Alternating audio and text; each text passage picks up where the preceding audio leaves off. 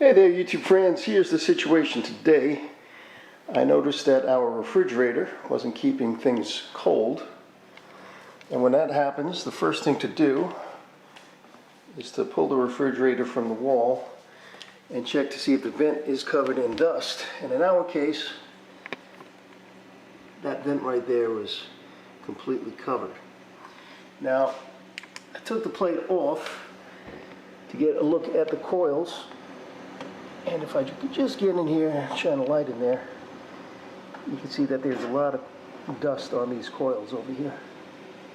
So I'm going to get a little paintbrush and unplug it, and I'm just going to try to get that dust out, clean it up a little bit, and then hopefully that'll do the trick.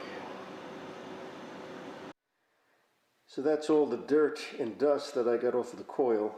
A vacuum wouldn't suck that up because it's kind of wet and sticky.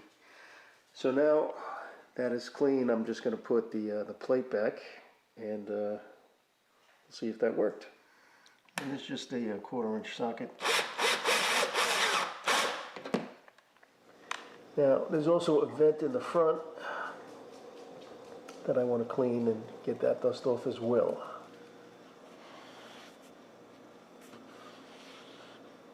Okay, now I'll just keep the door shut for about an hour and then I'll check it and see if it's colder in the inside.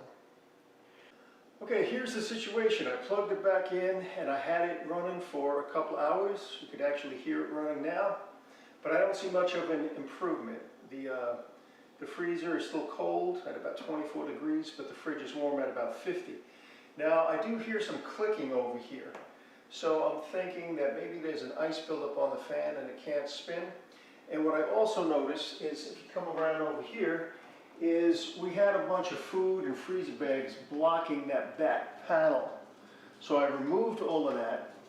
And what I'm going to do is I'm just going to unplug it for about 45 minutes. I'll plug it back in and then we'll see how it is tomorrow morning. Okay, so we have some good news. It worked out.